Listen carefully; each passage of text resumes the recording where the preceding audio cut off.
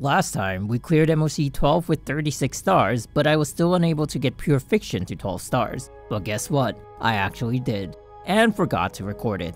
For the sake of the video, I challenged myself to attempt it again, but my gears are still pretty scuffed and not all my talents are maxed out, so it is kinda hard and it really does depend on the RNG. With that being said though, I honestly have been having a much harder time with Pure Fiction than with the Memory of Chaos runs, but it's probably because Pure Fiction needs a different set of characters, you know, emphasis on AoE, and I haven't really trained them yet.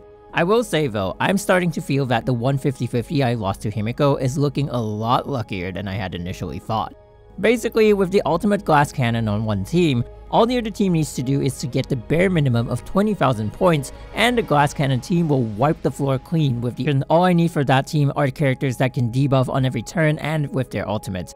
Acheron doesn't need that much speed because as long as I can keep getting her ultimate, it's like getting free turns. That paired with a 25% action advance every time she uses her ultimate for this stage is pretty insane. My one biggest variable, which I am trying to fix but don't have a real if he is the only one that the enemies target, then Acheron gets her ultimate way faster.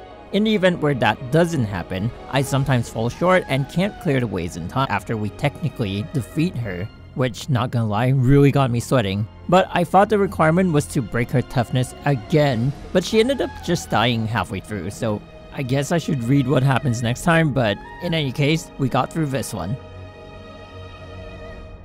And with that done and dusted, we move on to the new with the Preservation Trailblazer, because I thought I needed to deal AoE fire damage to passively break the mech in the first round and Cocolia in the second while the team focused on taking the dino down. That setup took way too long and I started to realize that I couldn't utilize the stage effect for this Memory of Chaos. Basically, the rule of the game is to get at least 6. So even though my Preservation Trailblazer was mostly attacking, there definitely were times when his skill was needed and this would lose a hit for the team and I would often fall short. After giving it some thought, there's about 3 ways we can get this requirement fulfilled consistently. One of course would be good speed stats and advanced forwards, allowing the team to get more turns in the cycle, which could translate to more hits. 2 would be high energy regeneration, I guess. Obviously, since ultimates can basically just cut in and not spend a turn, that would be ideal for getting more hits off the enemy. And the last, follow-ups, and who better to fill that role than March 7th. With her in the team, I will have 2 cleanses, a shield for extra safety, or actually survivability, and the follow-up attacks I need to trigger the stage effect. Her ultimate also has a chance of freezing the dino, which actually deals a considerable amount of damage to my team, so it's good to keep that dino under control. We then wear the dino down when it's on its own and clear the first half with 23 cycles remaining. We then get to the second boss in this Memory of Chaos. So Aventurin is actually pretty easy to deal with if your team has AoE attacks. Except for Lynx, my team is able to deal with the dice phase, so it's a lot more of a positive for me.